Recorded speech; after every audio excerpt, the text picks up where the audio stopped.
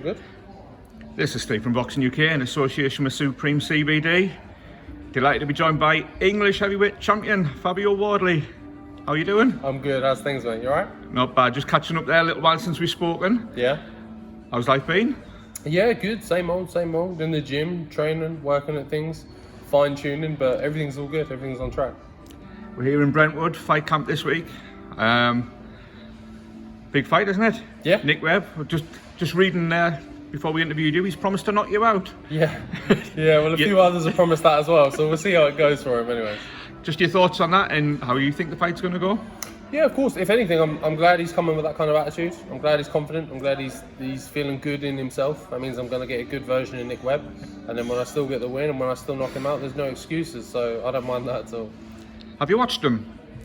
I've just seen him over the years, to be honest. Don't get me wrong, I've not like gone back over anything through his fights. It's not something really I do. I mainly kind of leave that to my team.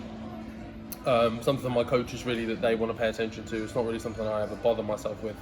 I leave that to them. I have full faith in them. They put the game plan together and we kind of work from there. So yeah, it's up to them really what they want to do. And then on the weeks leading up and whatever else, we put together that plan. And it's just my job to execute it on the night. You've got 10 knockouts out of 11. Those 10 are the last 10 fights you had. Do you have any pressure that you've got to go and knock them out to maintain that record, or does that not come into play? I wouldn't call it necessarily pressure. There was obviously a bit of an expectation, not just because of my knockout record, but also because of me just being a heavyweight. There's always that expectation that comes with us at heavyweights. We're the top of the division. We are the big guys, and that's what people look for when they see us in the ring. So, yeah, there's a slight expectation, but whether I think it's pressure or not, I don't let that bother me. Like, it will come if it comes, and if it doesn't, I still get the win. And a win's still a win at the end of the day. Absolutely. It was Eric Molina last time out. Interesting fight. Yeah. Interesting. Good word. Just a recap on that. And is Nick Webb a step up from Eric Molina, do you think? No, I wouldn't say he's a step up. Depending how you look at it, I guess maybe even a step down.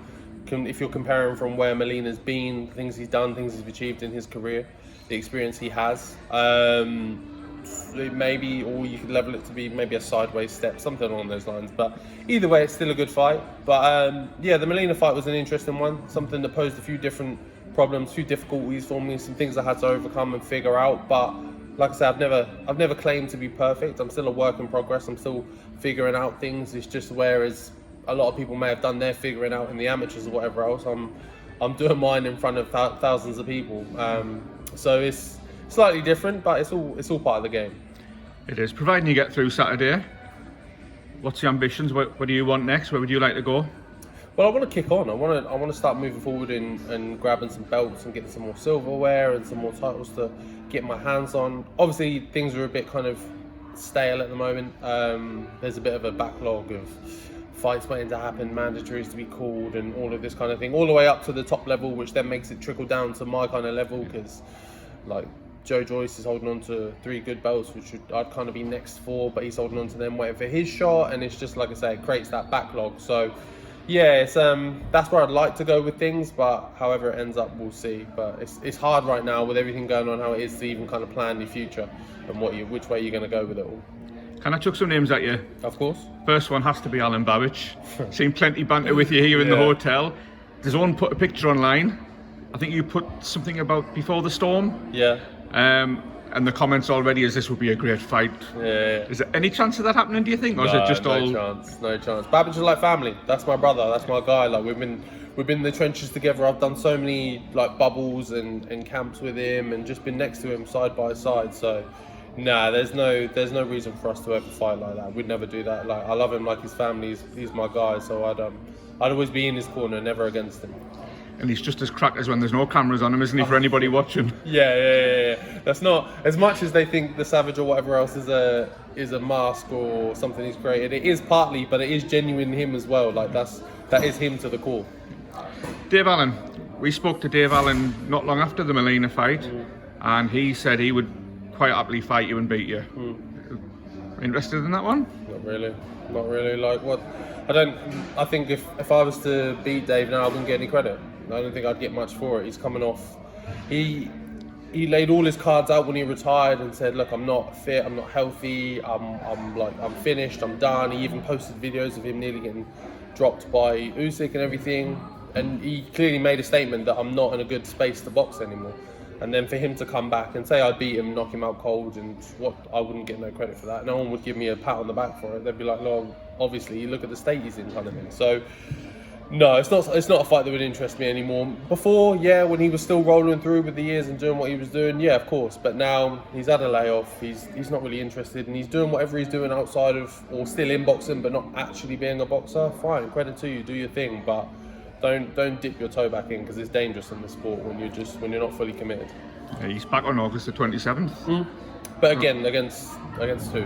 Like, that's the thing with Dave. He's in some good fights, and then he'll drop off, and he'll want to just fight a nobody, a Latvian plumber or whatever else. Which again, if you can do it and if he can finance it and if that's what he wants to do, fine, no problem, do your thing. But don't then start coming to me and Babic and the other people who are putting ourselves always in with good, healthy fighters who are near on 50-50 fights. Two more. Yeah. You mentioned Usyk. I have to ask you your thoughts on AJ Usyk. Yeah. It's a huge fight. How do you see it going? Yeah, massive fight. I was always a massive Usyk advocate when he first turned over, when he first moved from cruiser to heavyweight. I was always a big fan of him, and I always thought that he would cause Joshua problems. I did say that his movement, the pace he keeps the fight at, would pose problems for that Joshua where he was at that point, because you'd seen in Joshua that he was a bit big, he had some stamina problems and things, and you saw him when he goes into some later rounds, he wasn't able to maintain all the way through. But since then, it's been a bit of a role reversal, really. With Usyk and his performances at heavyweight haven't been too great. They've left a bit for us to be a bit questiony. Is the jump from cruiser to heavyweight a bit much for him? Is he struggling with that gap? And then with Joshua, he seems to have quite a big U-turn on his not just his physique, but the way he boxes as well. He's slimmed off a bit. He's a lot lighter on his feet. He's quicker with his punches, and the way he just gets everything off just seems a lot more nice and fluid. So they've had a bit of a kind of role reversal here. So if anything, right now, I'd edge it slightly to Joshua. Good man. Last one. Always ask. If I gave you the tenner, what would you back yourself to do this weekend? Knockout, easy. Yeah, knockout within 5 or 6. Good man. Fabio Wardley, always a pleasure. Speak to you soon. Cheers, mate. Take care.